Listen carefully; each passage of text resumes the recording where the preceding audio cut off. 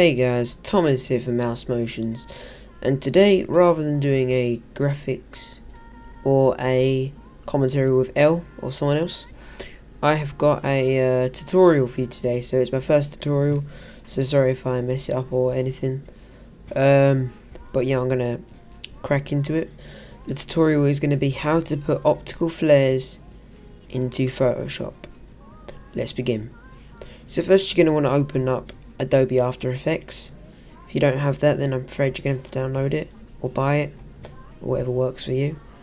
And then right off the bat you're going to want to go Composition, New Composition. You can make it whatever dimensions you want, preferably 1280 by 720 or 1600 by 900. But I'm going to leave it as that. Then you're going to want to hit OK.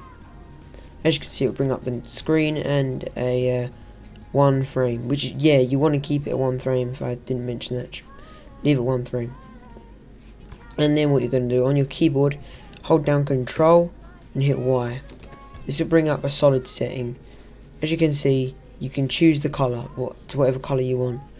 So, and you want to change the color to black. Hit OK, and then go OK again. And then you're going to want to click in the bottom left by default. Click on the black solid. Go Layer. Scroll down, or go down to Video Copilot. And this isn't worked correctly. Black solid. Effect. Video Copilot. Optical flares. You're going to have to install optical flares. It doesn't come with Adobe After Effects. There's a plugin for it. It's a plugin, but look up another tutorial for that. And as you can see, it will have the flare here straight away. Obviously you might want a different flare to that, so you're going to press Options in the Options panel here, and then you're going to want to go Show Presets, and you're going to have Custom Presets, Light, Natural Flares and Motion Graphics. If you just click on Light for now, it will come up with lots of these. If it hasn't got the colour you desire, then you're going to have to change that. For example, we'll select the beached one. As you can see, it's orange.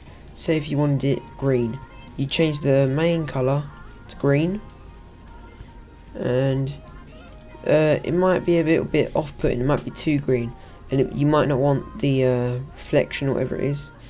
So what you can do is you can click on the hoop, and you can choose to hide it if you don't want it, and then you can delete it.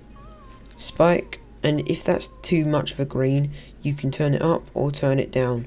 I'll turn it just down a little bit, and then remove all of the ones you do not want, such as all these irises. They're not very good for much, but keep all of these green main ones, as that's what you'll be using. Sparkle, I can't really see what it is, so I'll delete it. So as you can see, this is still not the same colour. So all you gotta do is click on glow, and then it will say all here, you change this colour to the green. I'll make it a light green. That'll be the real muscle of the flare. And then you got it changed. So yep, there it is. Just leave it in the centre. That's where you'll get most of it from. And then once you've done that, that's it. That's the flare. So you go Composition, Add to Render Queue, and it will come here to your render queue. Output module, press the little down arrow, go Custom, and then Format, change it to PNG Sequence, hit OK. And then Output, change the name of the output by just clicking on Composition.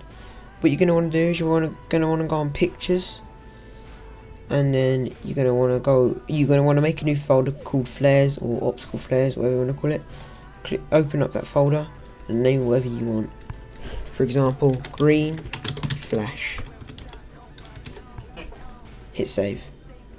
And then you're going to want to render it. Hit Render. Let it render it frame by frame. I think there's about 9 frames in there.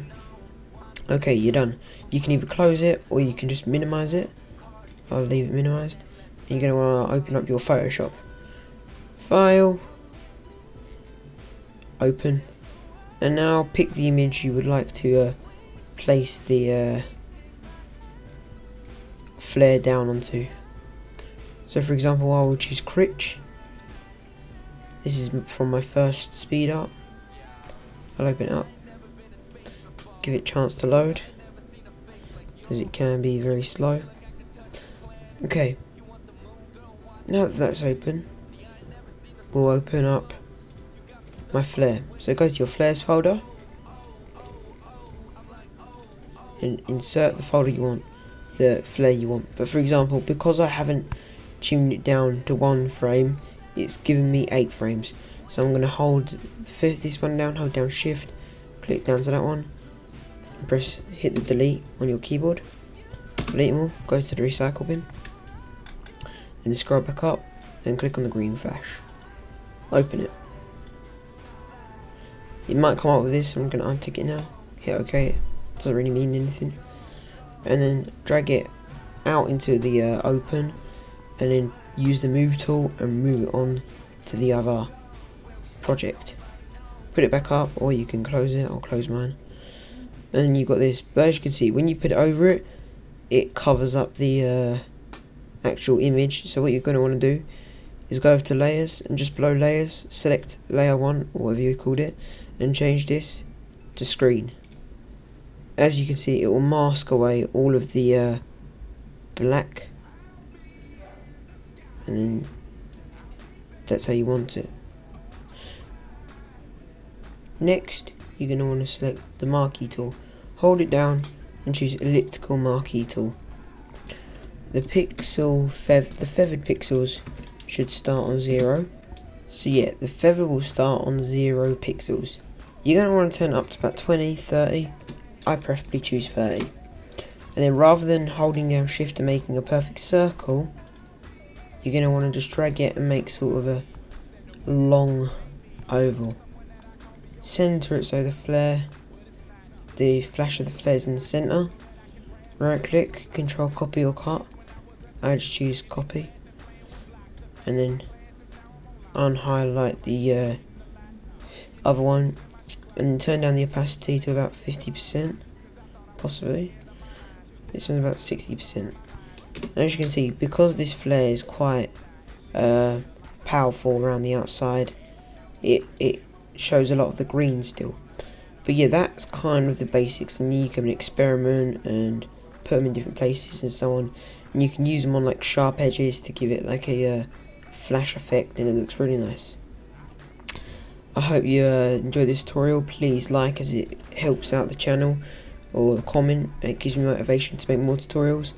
And also message me if you want more, or if this helped you out.